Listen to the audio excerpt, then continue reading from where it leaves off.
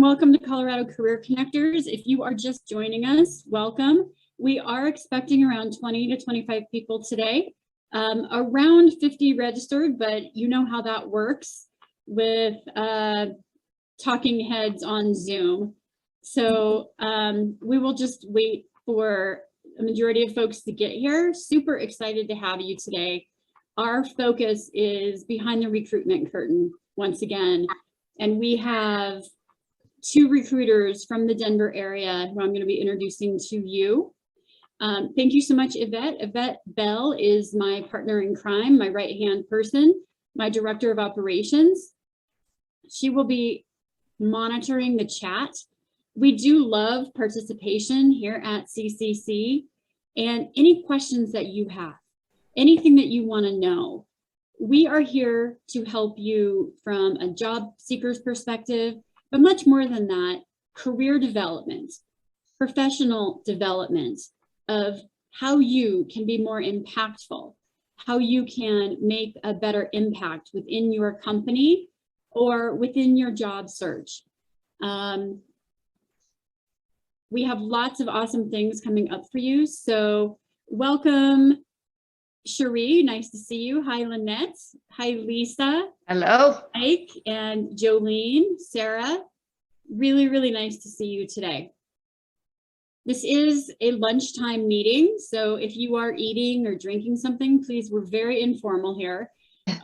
We have all been part of the Zoom meeting to death, but we are on Zoom because we want to remain virtual. We want to allow people from all over the world, not just Colorado, to join us. If I have not met you, I am Chelle Johnson, and I'm the founder and CEO of Colorado Career Connectors. Thank you so much for everybody putting comments in the chat. Go ahead and do that. If you're new to us, what drew you to us? If you want to put in your LinkedIn profile page, we absolutely believe in connecting and networking with each other. And let me go ahead and start to share my screen. Recording in progress. Can you all see that okay? Yes. Yeah, we can. Okay, perfect. So the secrets to recruiting top talent. The market changes so quickly, and what we saw 5 months ago, 6 months ago, is completely different. It's different from the perspective of compensation, equity. It's different from the perspective of social justice and diversity, equity, inclusion, and belonging. It's different in the fact that there are many more people resigning in the Great Resignation, or what we call the Big Quit or the Great Rebrand, which makes internal mobility for companies happen faster. It makes succession planning and talent planning happen in a different way within companies, but it allows for more opportunities for people who are looking. Many employees in the hospitality, retail, or frontline employees are tired of working for pennies.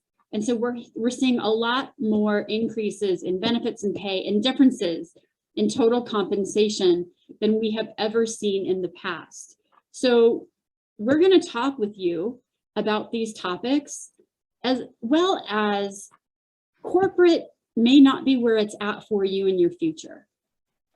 The battered corporate syndrome is something that Anna is going to talk a little bit about. So without further ado, thank you so much for those of you putting comments in the chat. We welcome you, and let's get started.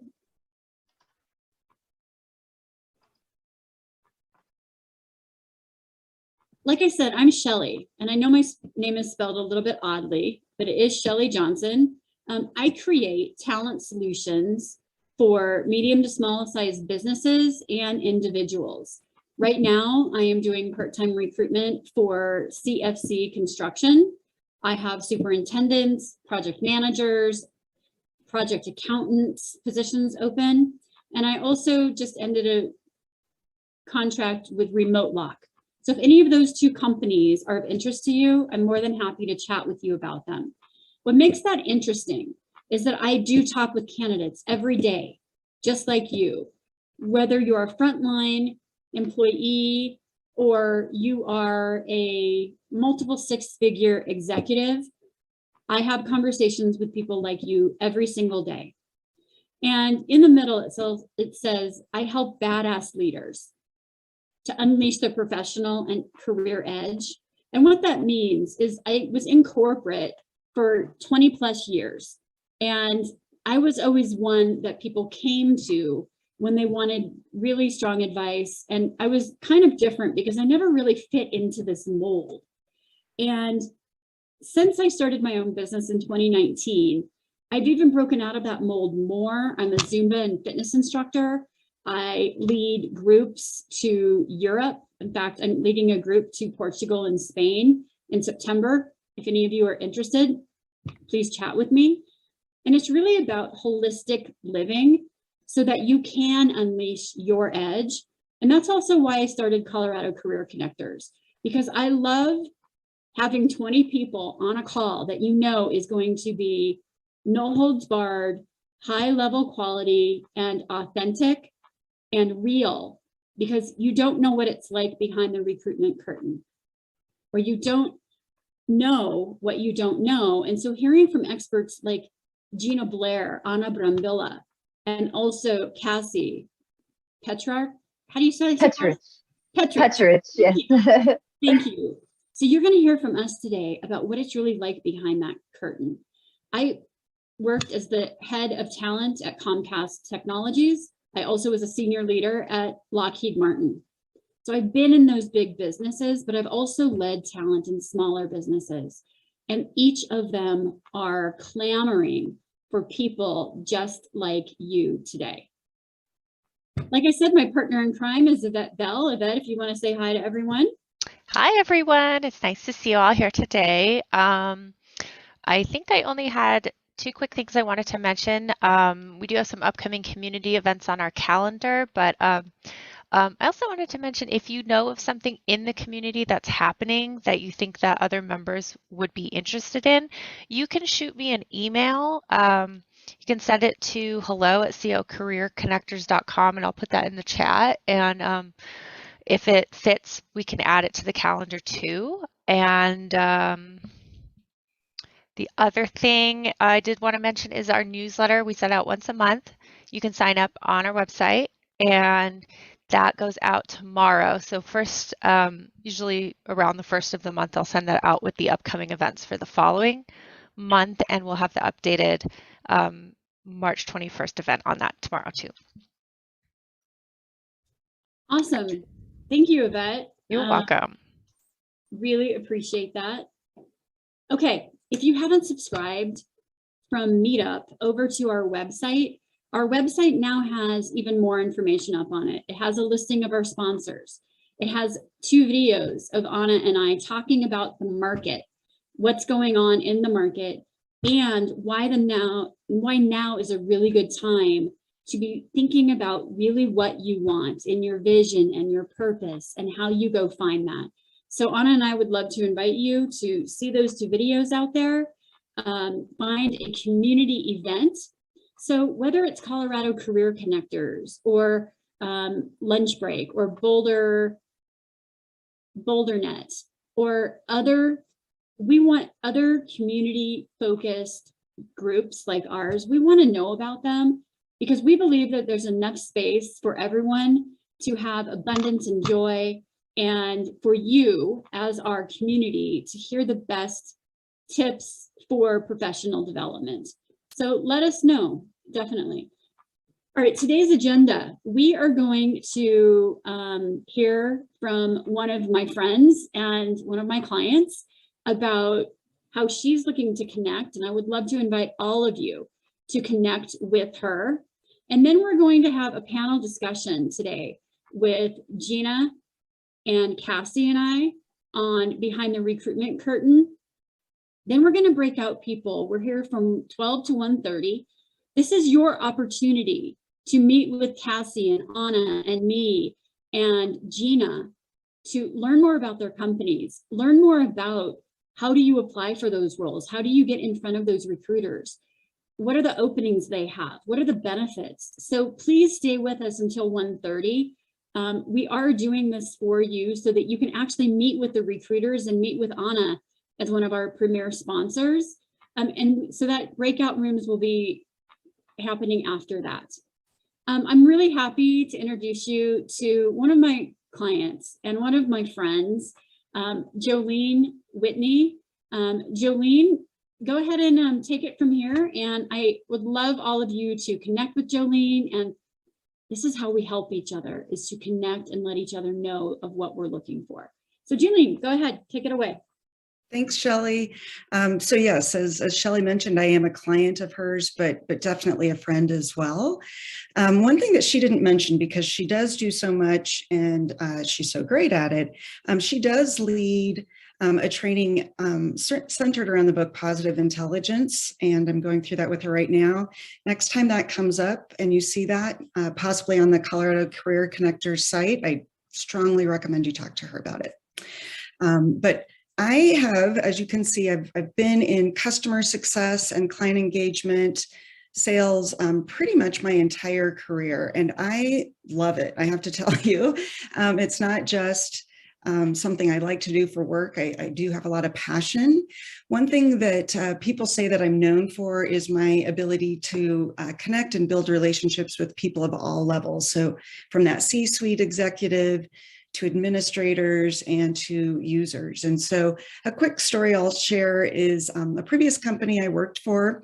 I was preparing for a first-time call with one of the administrators, and I had invited him to, or I had encouraged him to invite others to the call. Well, right before the call, he let me know that the COO was going to be able to join, which I thought was great. Thankfully, I do prepare for all my calls with as much information and resources as I need should something unexpected come up. So I was ready to have that conversation with her. The great part was that it really did build her interest more in what my company did and what we provided. And so she was able to join more calls. And when we really felt like during those quarterly check-ins that they needed to increase their subscription, she signed off immediately. So that building relationship, I think, is just so important, and I love that. So right now I am looking for a job within, I did a contract job with a startup to get their customer experience and customer service teams and processes put together. I really like that customer success role. So I'm looking to join a really great and exciting company where I can be a part of the team and then eventually lead that team. So that's me in a nutshell. You've got my LinkedIn there on that screen, as well as I put it in the chat. So look forward to connecting with as many of you as possible. Thanks, Shelley. Jolene, thank you so much. Can you all see my desktop presentation? You can see the picture of Jolene. Awesome. Thank you, Anna. Okay, so let's keep going.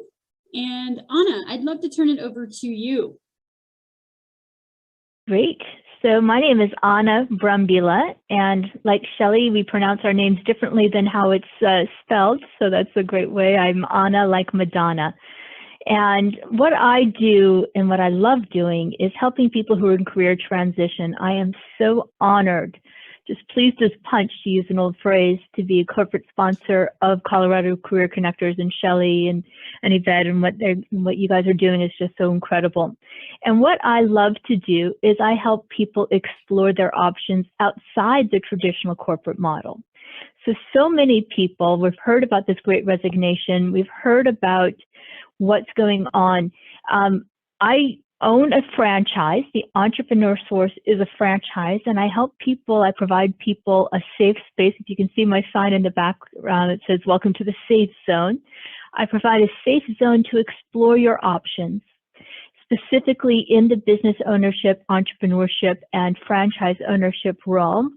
What I do is I give all my clients a place to explore and to see.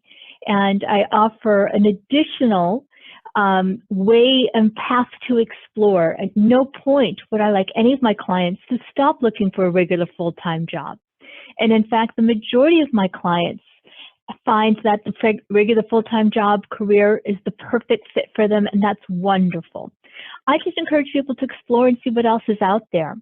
I offer a no-cost, no-obligation environment to see what your options are and to learn something. I'm fifth-generation educator, so it's deep, deep, deep in my blood, and I love helping people learn and explore. And you can see I'll put my contact information in the chat as well. And we'd just love to help you see. I can guarantee that you'll learn something about business ownership that you never knew existed. And as Chelle mentioned, I work with, we have something called the battered career syndrome, which we've had that phrase for 20 years now, and I've never seen it to be more true than it is now, honestly. People are just, what's part of what's happened with the Great Resignation is people are realizing companies, unfortunately, don't care about you. And it's all about the bottom line. And so many of my clients are sick of making money for other people, or sick of the politics, or sick of giving up their entire lives to somebody else, and want to see what else is out there. So that's where I come in, helping you explore franchise and business ownership options in a safe, no commitment, no cost environment. So that's me. I'll put my stuff in the chat soon. Thank you, Anna. Very honored to have you here, and for your sponsorship and support as well. All right, I'd like to turn it over to Gina Blair, a senior business recruiter at Boulevard. She's going to tell us all about her background and company and what they have open. Welcome, Gina. Thank you. Hi, everyone. Happy Monday. I appreciate you all joining today, and I'm really excited to speak with all of you and learn more about all of your backgrounds as well. And just about myself. So I'm a Colorado transplant. I've been here for about 7 years myself in the recruiting and HR world. I come from a mix of both agency and in-house recruiting, and anything from tech to go-to-market positions and everything in between at all levels, from executive to junior positions as well. So over the last couple of years, about 2.5 years now, I've really found a love for the startup community. So this is my second startup I've worked for. Previously, I worked for a company called Pine Insurance that is primarily based out of Denver and DC. And then in August of last year, I started working for Boulevard, which is my current company. So we are a SaaS/fintech startup. We've been around since 2016. And we were fully based in LA before COVID. And in March of 2020, we had about 23 employees. And today we're fully remote, based throughout the whole country. I like to say the beauty of it is you can work wherever you can get Wi-Fi in the US, which is really nice. So we are hovering at about 200 employees now today. So tons and tons of growth. A big plan of ours is to at least double in size this year. And really a little bit of the founder story I like to share too is our two co-founders were very heavily involved in the tech and programming space out in Los Angeles. And like many of us, they had a hard time scheduling a haircut. So they decided to take matters into their own hands and create a business management tool directly for luxury services. So we work with companies of all sizes, primarily salons and spas throughout the US for things like business management, scheduling appointments, tracking inventory. The list goes on and on about things that we're able to help our customers with. And we're just really excited to be in such a great space today. And we're growing rapidly, hiring positions at all levels. If we do a breakout session, people want to learn more about specific roles. We have everything open from our tech engineering side all the way to go to market, which is what I focus on now. So anything from sales, customer experience, finance, marketing, really the list goes on and on. So any questions you have, feel free to shoot them my way. Awesome. Thank you, Gina. Of course. And Cassie, go ahead. How's everyone doing today? Good, good. Thanks so much for having me.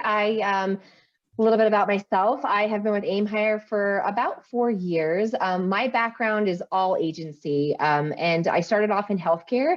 I'm also a transplant. I moved here about 10 years ago from New Mexico and absolutely love it. And I went from healthcare to AimHire to where I help recruit in all industries. And so some of the industries that we primarily work in would be right now a lot of like oil and gas. We're growing in tech, healthcare, and then any other industry that you could think of, we're pretty much in, and we try to be an expert in as well. A lot of the roles that we recruit on are anywhere from one-day reception coverages all the way up to C-level placements like CEOs, vice presidents, and then anything in between. A lot of the open positions we have now are all just a variety, right? And so I think that we can help a lot of different people, and we're more of a boutique staffing agency, I would say.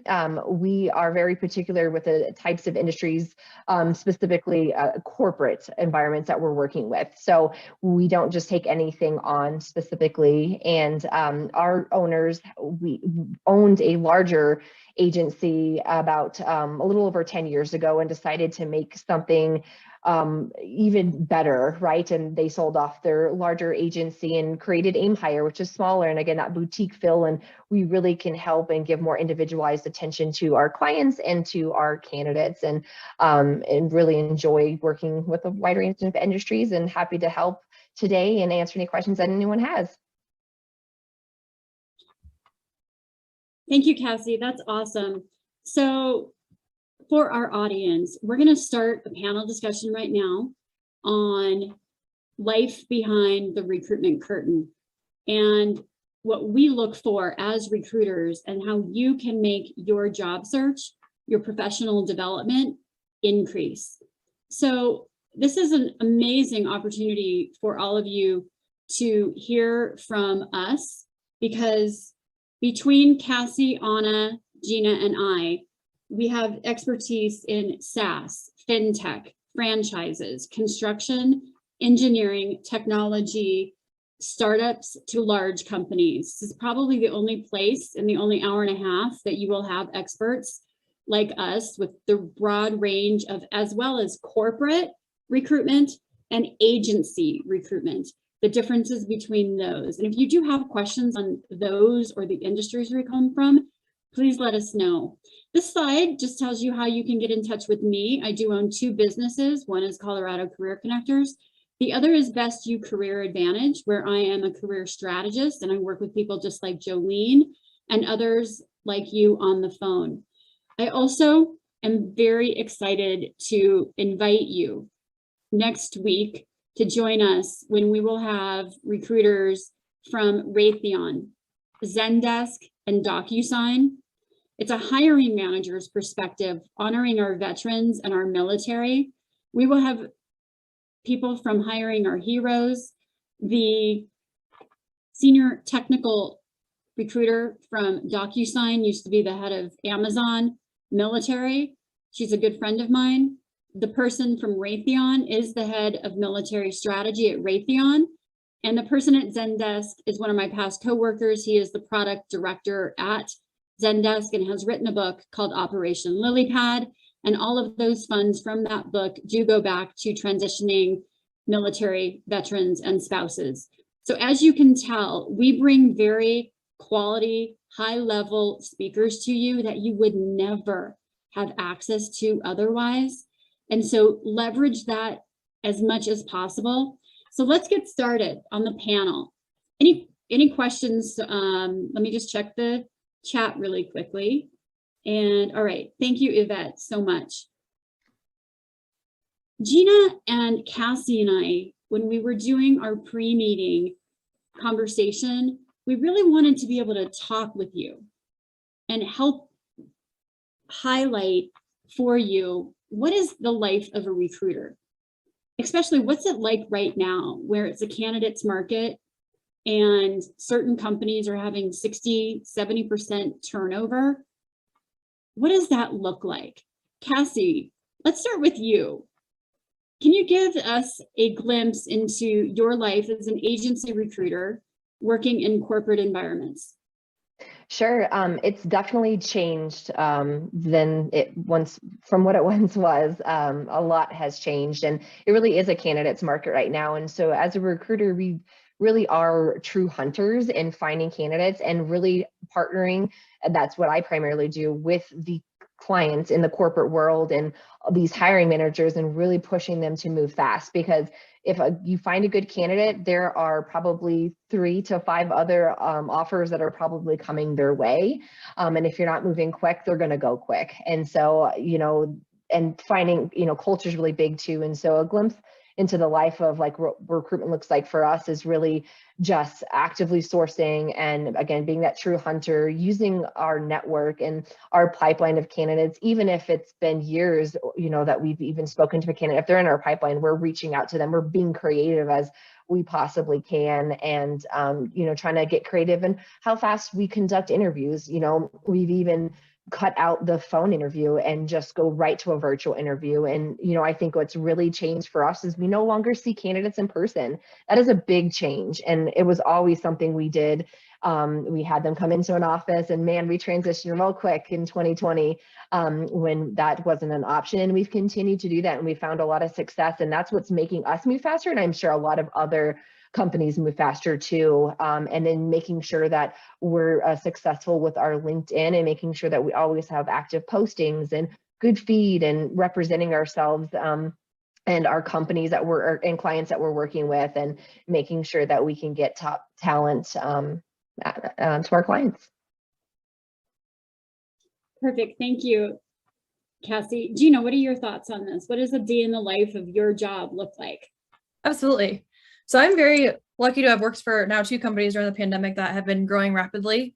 I know not every company can say that. And there were times as a recruiter where I was very nervous. I was like, is my company still going to hire? What's going to happen during this unprecedented time we've all gone through? So I'm really honored to be working for a company that's I'm busy all the time. I love being busy, and wanting to double in size this year means there's never a dull moment when it comes to the startup space and all the needs that have to be met for our company to be successful. And that really does boil down to the people at the company. So being able to really work with hiring managers and balance a very competitive market, like we're saying, it's the candidates market. So really being an active listener to the candidates at every point throughout the whole interview process. Same with being that partner for the hiring managers and our executive team. I'm lucky to also have a ton of exposure to our executive team every week. So meeting with them, and specifically the go-to-market teams as well, helping them meet their goals company-wide, really does boil down to finding the right people. So that involves juggling at least 15 plus recs. Many times there's multiple positions open per rec, as managing some direct reports as well. So it keeps the busy week going. And I think since it is a candidates market, it's really important to set our opportunity apart from others out there. Because like Cassie said too, there's so many opportunities out there, and just wanting to make sure that we listen to them, and then we're really a team and helping the company grow and helping people find the best opportunities for them during their job search as well.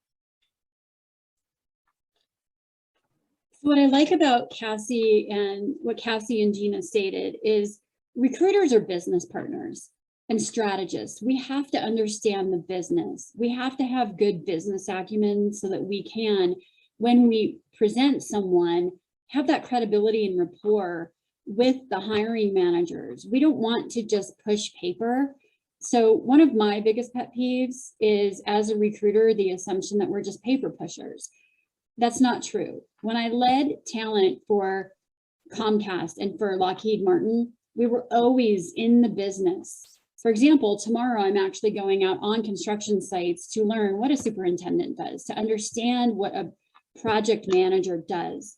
That is part of how we gain that credibility. So I wanted to let you know that, so that you build a really good relationship with the recruiter, that you bring your full professional, authentic self to the coordinators, to everyone with whom you meet, because we do help in making decisions about your hire.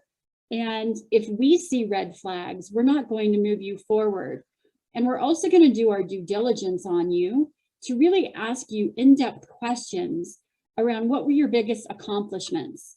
And in one company that I recruited for, their culture is very introspective.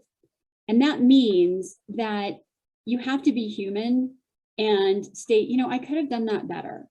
We don't expect you to be perfect, but we do want you to be real. And so if they ask you, what is your biggest professional failure, or what is a big professional disappointment, have an answer to that that's authentic, that shows that you could have done something differently, but most importantly, what you learned from it.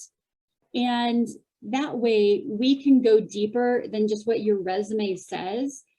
Because everything is so virtual right now, if I don't get a good feeling on who you are, I'm not going to move you forward. Now, if your kids come in and they're on, say, I'd like you to meet my 10-year-old coworker, you can actually bring that in and show the humanness of that, because no one expects you to be perfect online anymore, right? So I just wanted to make sure that you build great relationships with everyone, that you understand that it is our job as recruiters to try to show you the value proposition of the company, how you align with the values, and our job is to be an active listener. But we also want that from you. So if you're hearing a question, answer the interview question that we asked, because if you go off on a tangent, you're going to lose our interest and you're going to lose our attention. So therefore, we're not going to forward you to the hiring manager who's going to want your attention even more. Gina or Cassie, any thoughts on that? I agree. Yes, just be as honest and open as you can with your recruiter, because ultimately we want to help you and get you placed. So the more we know about you and what you're looking for, the better it is for us. Absolutely. I totally agree. I feel like transparency is one of the biggest lessons I've learned in recruiting on both sides of the fence. So absolutely very important. And the humanness of just life as we know it, with being in this remote world, when people do pop into the screen, just making it, just natural. And although I feel like candidates will get very nervous when that happens, just kind of rolling with it and letting people know it's just life now. And most companies are very understanding about that, I'd like to think. Mm-hmm. Cassie, I said that I heard you say that clients and candidates are getting more offers, and I absolutely agree with that. I'm working with clients right now that have 2 offers and they're assessing hours. So if you do have other offers, don't be afraid to say that. And that's a competitive edge for you. And be honest about what you do want from a salary perspective. Do your homework on salary.com and do your homework on Glassdoor. Understand what the market is warranting and speak your worth, speak your value, because now more than any other point in probably a long time, I don't want to say in history, but now is the time to ask what you're worth. And that goes for, let me give you an example. I am recruiting for a project management role, and I have millennials that have maybe 5 to 7 years of experience that are asking for really, really high salaries. If you have the experience, that's wonderful. However, sometimes I see people 40 and above that are just happy to get 100,000 and they have all this other experience. First thing, ageism is real, but what's even more real is how you speak your value, how you can overcome a question of I'm overqualified. How many of you on this call have had ageism happen? 1, 2, 3, from what I can see. And I know that if you're not on camera, that you had that experience. If you're asking for too much, that shows arrogance. If you're asking for too little, it shows either desperation or not really knowing your value. So absolutely ask for what you're worth. Let's go to the next slide. Gina, we'll start with you on this one. What does a recruiter look for versus a hiring manager? Great. Yeah, one thing I will start with too, it's kind of reversing the question almost, I apologize for that, but one thing that is cohesive between my hiring managers and myself is thinking of the value add for the company. So that's something that I really like to add. The word culture fit is definitely not something I've heard in years now. So the value add to the company is something that I feel like regardless, it's just a unison thing that our company looks for specifically. So the difference between hiring leaders and recruiters, the way I like to describe it is hiring leaders will often look at the big picture. So things in regard to the job description, skills needed, the interview process, the panel members, everything like that. And then it's my job to bring all of the pieces together from that big picture in single steps. So everything from the hunting mentality of sourcing that passive talent to managing our applicant tracking system and providing a great candidate experience. That's something I am always looking for in myself and wanting to make sure that candidates feel throughout the process as well. So that really includes researching the market, keeping a pulse on competitors, and also even just with building that pipeline and being realistic with hiring managers. I think often we've heard the terms like purple squirrel or unicorn when hiring managers have the ideal candidate that they're looking for. So as a recruiter, we'll of course do what we can to keep on that trajectory and find that perfect candidate. But over time, if the search is super niche and that person may not exist, being very realistic with the hiring leaders and putting together maybe some soft skills or just different aspects about a candidate that they may have overlooked initially during, say, the initial kickoff call, and then finding little areas of things that candidates may have that hiring managers may not have thought of in the first place. So with that, of course, always look for the must-haves in the candidates and the pipeline of people we have interviewing, but kind of going above and beyond that and thinking of maybe lines that weren't covered during the entire process with the kickoff call and our touch points with the hiring leaders throughout the week.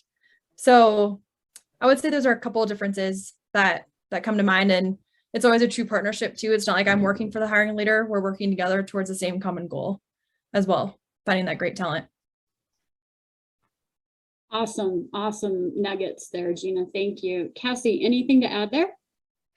Yes, and like Gina mentioned, hiring managers, they think a little different, and they really are focused on just getting the candidate, right? And I think where the recruiter brings value is that we truly want to make that hiring leader happy, that hiring manager, what they're looking for. And so, we at Aim Hire, any new order we get, even if it's the same order we worked on in the past, with the same hiring manager, we will still do an intake call to really listen to what they want.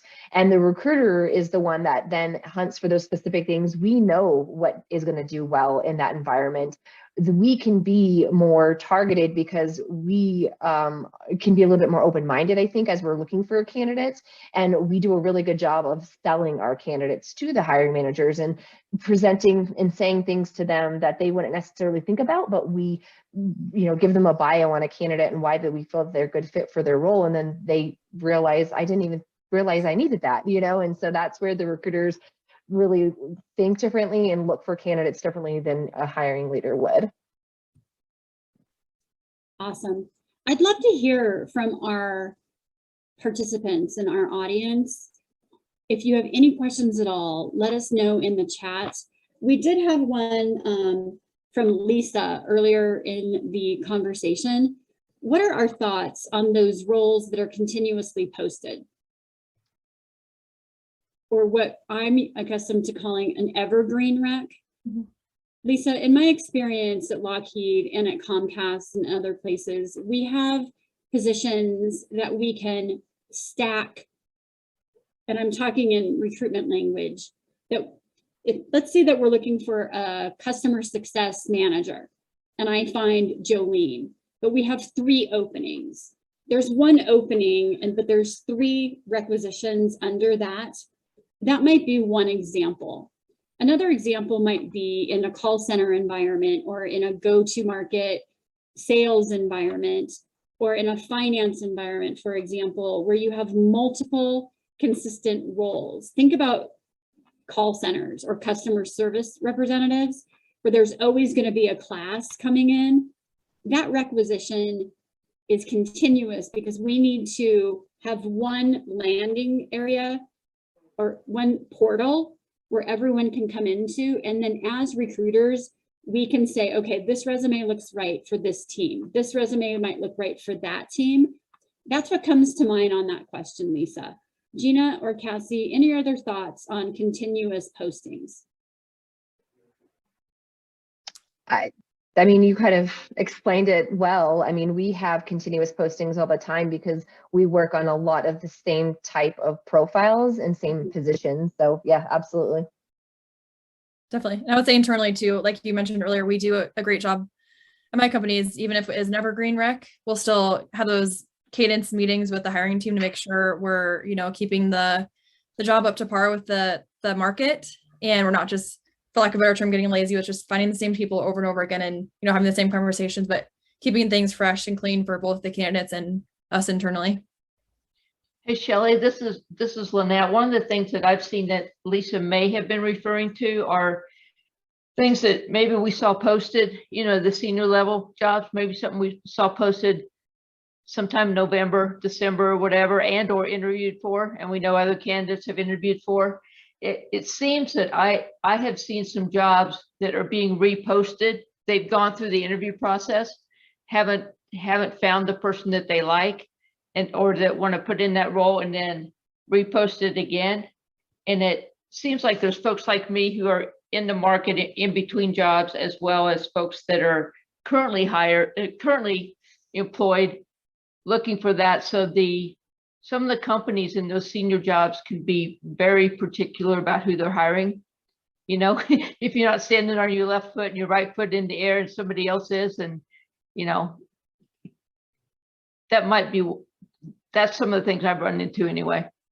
Okay, thank you, Lynette. Lynette is an HR director, in case any of you know of positions that might be good for her. So her opinion as a HR director as well is what we see. I have a story about being very particular. One of my friends who will be speaking in April is a recruiter, and she's looking for a digital marketer. And her company, I've sent her 3 people who I know very well from this community, that their left foot isn't right in their yoga pose, using what Lynette was talking about, for example. They don't have enough of one thing. So companies still are being very picky about who they hire, even though candidates are still hard to find, especially for those front line or entry-level roles.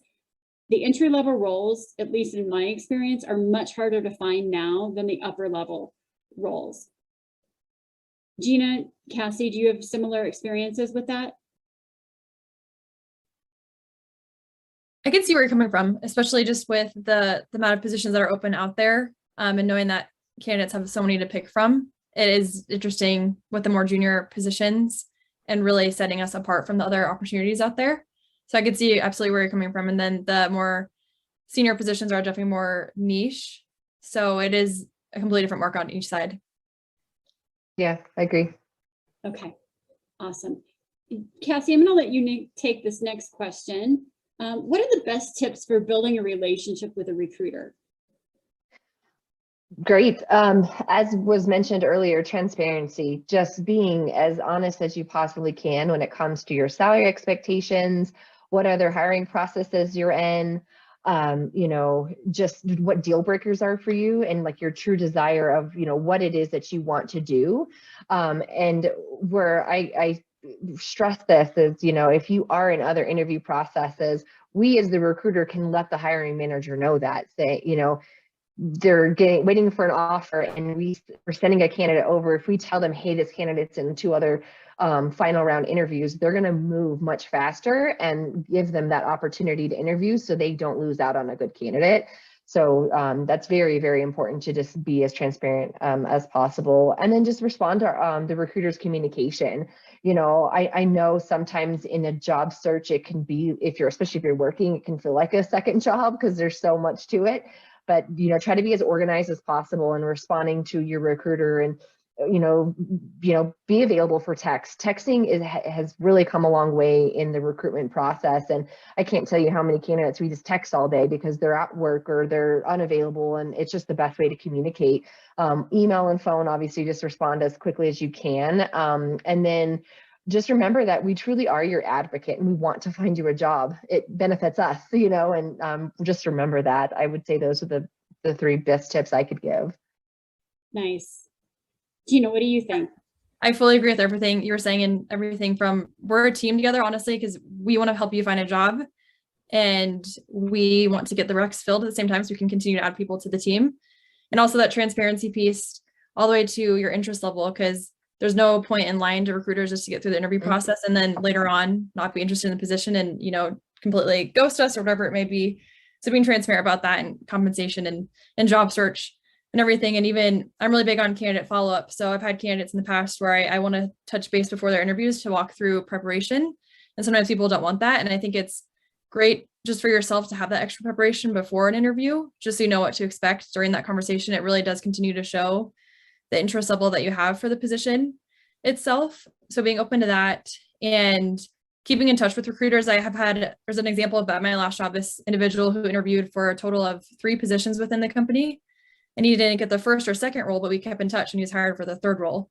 So although it may not pan out that first time, still keep in touch with us. And if it doesn't pan out and you're upset about it, I totally understand that. But I've also had people who get really upset with me as a recruiter, and we're really the messengers here. So it's not always up to us to make the decision if we're going to move forward with hiring that person. So having the respect for the candidate or for the recruiter when you do get the unfortunate news that you're not getting the job offer, because you never know down the road if your paths will cross again throughout your job search or at any point.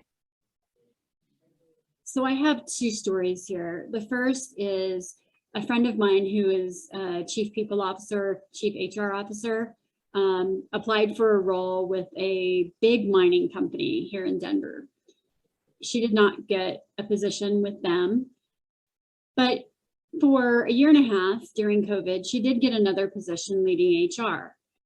And unfortunately, that company closed down, but then she saw a role open at the mining company, and she went 2 years later, right back to the person who interviewed her and the recruiter, and got pushed to the top of the whole pipeline and actually got the job about 6 months ago. So even if you interviewed a couple of years ago, but you have your eye on that one company, if it's VF Corp or Boulevard or Aim Hire or whoever it is, and you see something, you have to use professional courtesy. You have to be kind. And it's interesting for Gina to talk about don't ghost us, because we hear from you that recruiters ghost you. I see lots of heads shaking. You guys, we don't want to ghost you. That is not the intent of what we do at all. And Gina, I'm very happy to hear that you do candidate pre-calls to get people set up. Cassie might do the same thing. But what's happened is our candidates have other offers. So we're going to send, for example, this morning I interviewed a senior superintendent and a senior project manager. I sent them over to the COO of this company. I said, they need to be called in the next 24 hours. They have 2 other offers. And then I texted him, right? Our job is to keep in touch with you.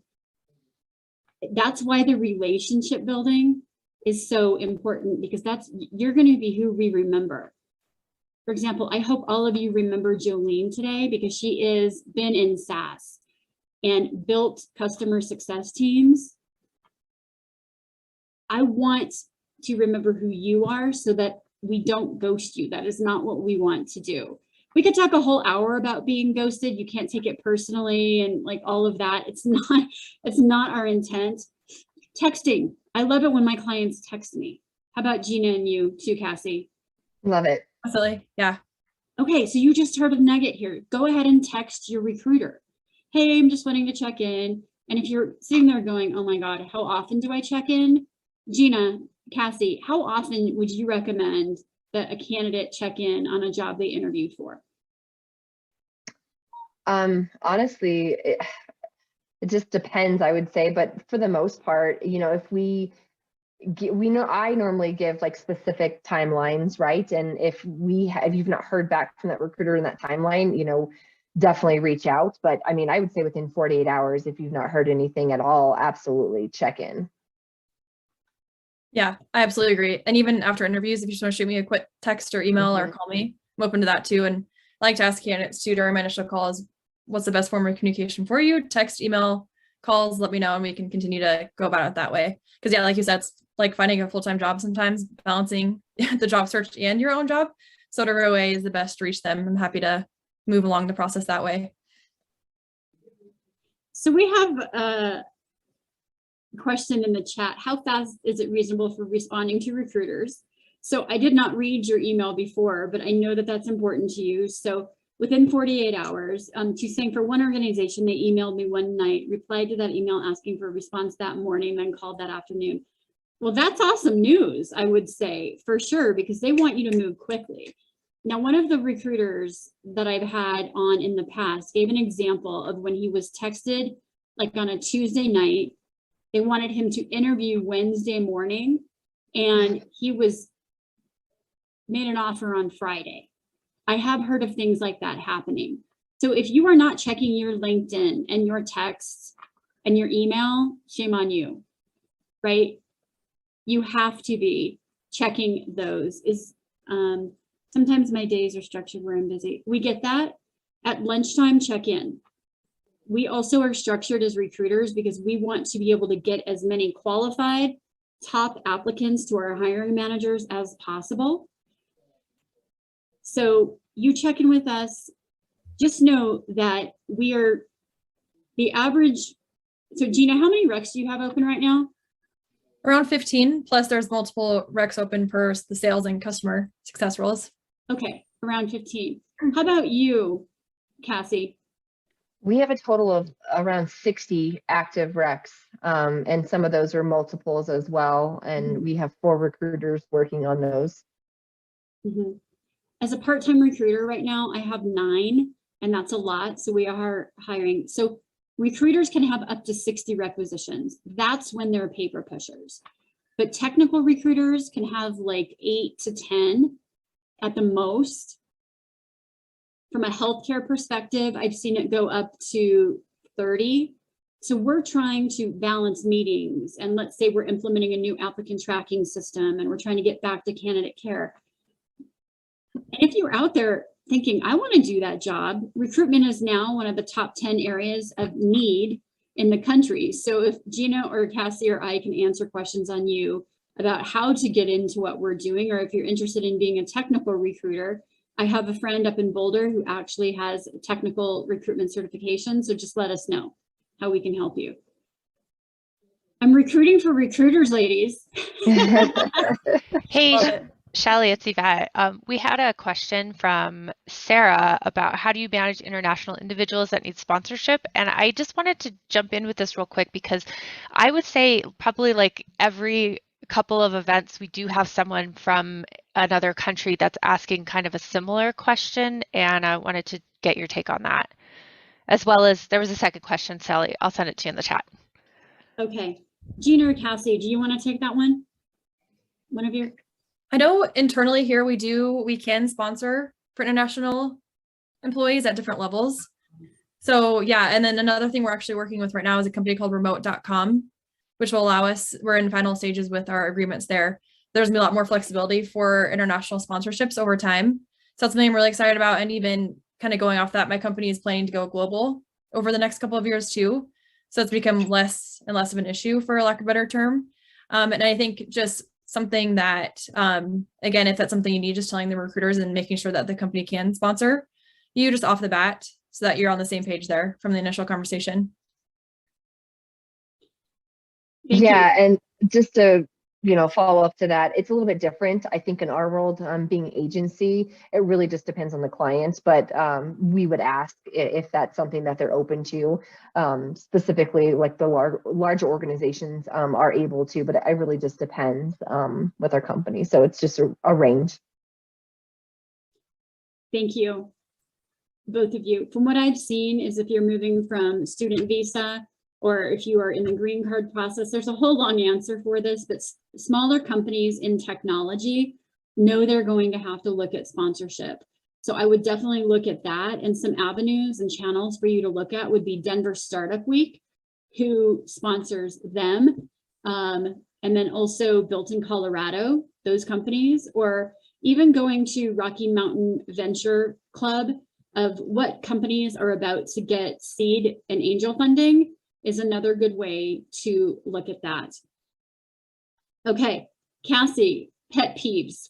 What are your pet peeves that candidates do?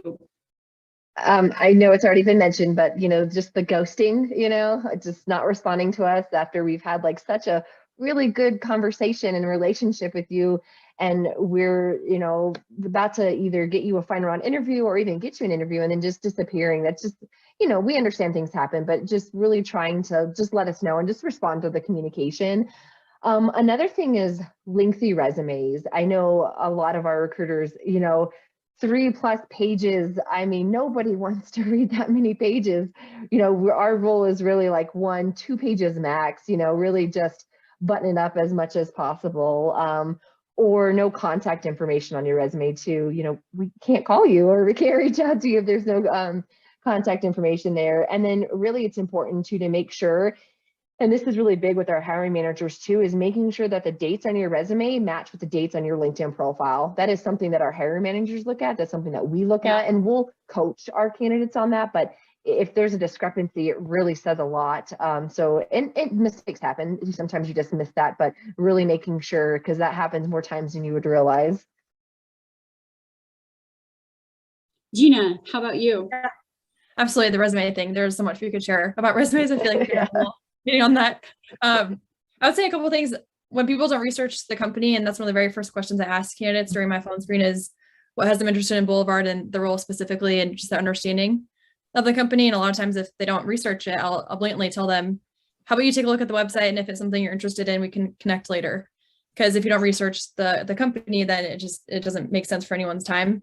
And also not asking questions to either myself or the hiring managers. I've had candidates who make it through the interview process and they'll be speaking to a VP and they won't have any questions for the VP. And they're like, the candidate had no questions for me. And, you hope that they have really thoughtful questions to ask during the process. So not having those prepared. And I tell candidates, just as a piece of advice, it can kind of go without ask or being said, but asking questions to the people you're speaking with goes such a long way. It just shows that you're very invested in the opportunity. So that goes a long way. And it's a pet peeve of mine when people don't do that, because I'll see that in the feedback and I'll specifically tell candidates. And when they don't, it kind of shocks me, honestly. And then also bashing previous employers is something that's a pet peeve of mine. You can, of course, tell me your reason for leaving different positions, but saying anything in poor taste about them is not anything I would ever recommend, no matter the case. If I could add a couple of other things, because in addition to what I'm doing now, I have been a recruiter in the past, although it's been a while. A couple of things that I've seen, having been in the field of career transition now for 20 years, it's cyclical. And remember it sounds stupid, but you'd be surprised how few people really, well, not everybody remembers, treat each other kindly, because you as a candidate are in the driver's seat right now, and that's wonderful. But it's not always going to be like this. And if you treat recruiters poorly, if you ghost them, if you treat them unprofessionally, they will remember that. And there's going to be a time when you're going to need them, and they're not going to be there for you. I mean, I can give you story after story after story of people who treated me poorly at some stage. And I don't carry grudges. I understand things happen, but there's some times that are so egregious. They're just like, and they would flip on a dime. One person would be really, really rude to me when I wasn't a recruiter. As soon as he found out I was a recruiter, all of a sudden I was his best friend. I remember that. Just because I was a recruiter then doesn't mean that I'm a better person than I was when you treated me poorly.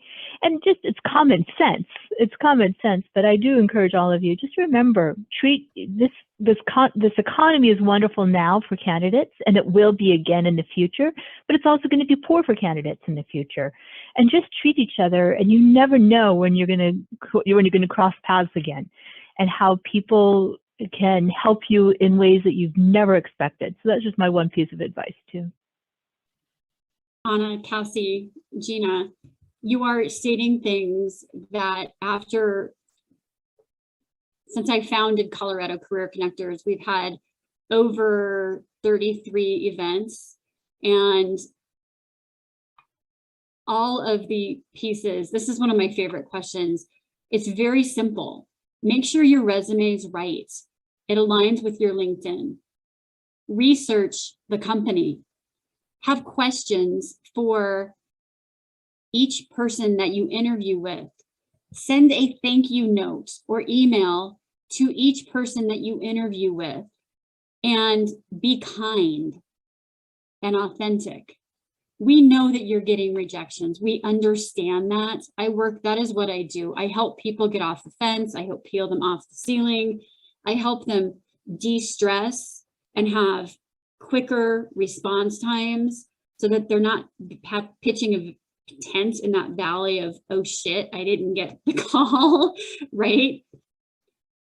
You guys all know what I'm talking about. So those small things is who we remember, what we remember and why. Because it's the same for you on the other side. How did the recruiter treat you? Were they kind? Did they offer you advice? Did they give you some nuggets of what the interview was going to be like? It's a nurturing relationship. And so when that isn't nurtured or when that's not done, it's your pet peeve on the other side when we don't get in touch with you. The same is true for us. So I hope that makes sense. Okay. Cassie, what are the top 3 things candidates can do to land a job in today's market?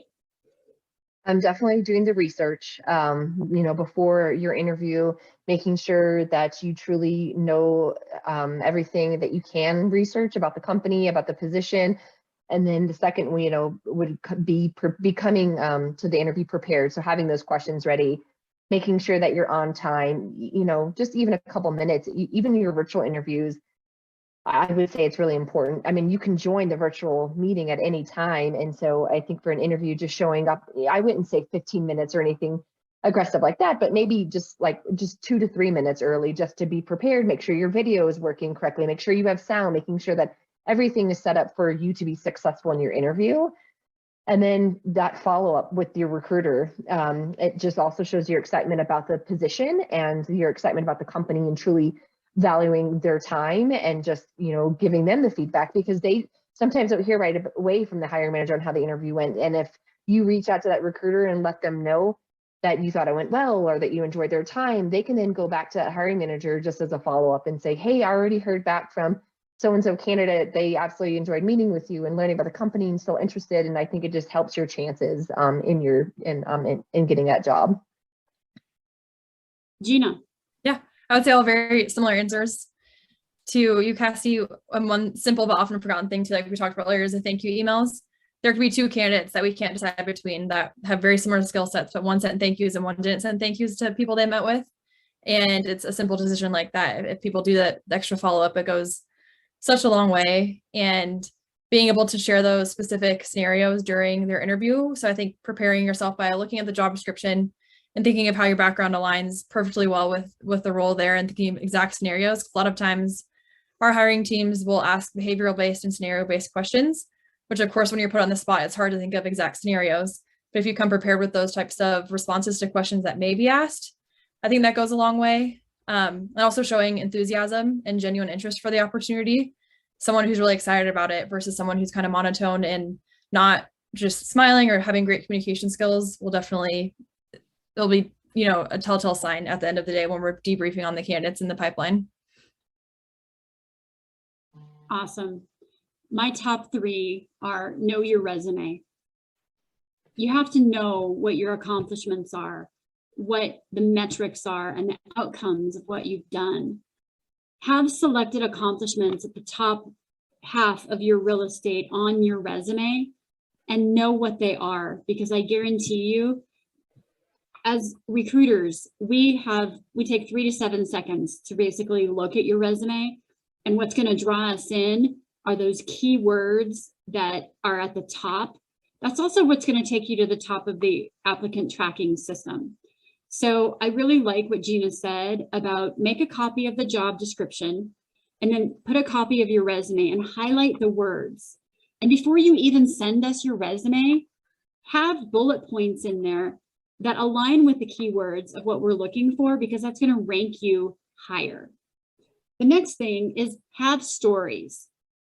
Have stories for the customer successes that you've had, for project management, process improvement, accounting, finance, whatever you do, you have to have at least 10 to 15 stories. And if you need help practicing, that's what I do. Let me know, or talk to your recruiter a little bit. There's so much free information out there. Have an accountability partner that you can actually interview with and chat with. That's not going to be a yes person, but that's going to push you and help you to polish those edges. And then lastly, know your worth. Understand what you're worth and ask for what you're worth. But also know what the company is offering. And I know we could go into a whole diatribe and a whole hour session on the Colorado law of the ranges must be posted. A lot of recruiters hate that because there is room for negotiation. There is opportunities to have conversation about compensation ratios and how you are brought in, from signing bonuses, employee stock options, base salary, 4 weeks versus 3 weeks of vacation, hybrid models, working from home. So things are changing. All right. So how many of you are enjoying our conversation so far? Nice. Okay, perfect. I just want to check the chat. What are your feelings about one-way interview platforms? Lisa is asking that. Cassie or Gina, what are your feelings about one-way interview platforms?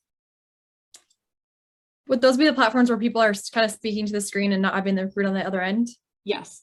Yeah, I don't necessarily love those. I think you really can't beat human interaction, especially in today's world. So whether it's a quick call or Zoom, it's just something that is essential because no one likes to feel like they're talking to a wall. You don't actually have the reciprocation from a human being, in my opinion anyway. So yeah, I prefer to do it kind of the old way, old school way, if you will. I 100% agree. I don't know of many clients that do that, but I don't see how they're successful in finding the right candidate, to be honest. So. Everything they just said, I agree. It's really human to human and building those relationships. Okay. What are candidates missing the mark on? If you could give one piece of advice about what they're missing the mark on, what would it be? Gina, let's start with you. Okay. I can think of a couple, so try to narrow it down. I would say being able to just really speak to previous conversations throughout the interview process. I think knowing that you've learned something from each opportunity or each interview you have and speaking about that to the previous or to the next person you're speaking with in the panel. I know I've had VPs or anyone at any level who's part of the interview panel and they'll say, oh yeah, I asked the candidate Joe how they felt about their conversation with our employee here, Tim, and they had no feedback. They had no reciprocation. They didn't know their name or anything like that. So I think using the knowledge you've gained from the company to escalate yourself throughout the rest of the interview process is something people often will not do. So using the knowledge that you have as power and helping you throughout the rest of the interview process is something that people often miss the mark on. Cassie, what are your thoughts? One thing that could hurt a candidate, and maybe I guess this, I feel like this is aligned with it, is overselling their salary requirements. If you haven't done the research and then you're asking for way over the mark on what the salary should be, you're really hurting your chances, and you could really lose out on getting an opportunity to even be interviewed for the role on, or even passed along further. Awesome. Okay. I just looked at the time and our conversation has been so robust. I'm going to take one last one from Cherie. And that question is, what is the best way to identify on LinkedIn the recruiters who fill roles within your field? What's the best way to find the recruiter in your field? Cassie, do you have any thoughts on that? So are you, I guess, if you're asking specifically how you find recruiters that recruit for your specific, I guess the job that you're looking for specifically, really just look at the website of the company you want to work for and maybe do your research on who works for that company. All that information is very easy to find. You know, once you find the company, find out what the recruitment team looks like, and you know, it doesn't hurt to necessarily reach out to the recruiter directly. If you sometimes in the LinkedIn post, it says who the recruiter is responsible for that job. So maybe just to reach out to ask maybe how to learn more about the position, not maybe be too direct and, you know, just ask, don't ask for an interview, but be just be creative in how you could, introduce yourself to that recruiter, I would say. Perfect. Absolutely. I was going to say, I definitely agree on that because like as recruiters, we'll have creative messaging out to candidates, passive talent. We get a ton of messages per day on all of our openings. So setting your message apart from other, people in the pipeline or people out there that might be looking for that role as well goes a super long way. And I know LinkedIn's really big on hashtags and being able to search things that way in just different groups. So if you looked up SaaS hiring, you could very well filter in new recruiters or any open positions that align with what you're looking for. And absolutely, as a recruiter, I love when people reach out to me. Although I do get a ton of outreach, I make sure to check that multiple times a week so no one's just left unread. Okay, perfect. We're going to switch over to our breakout rooms now.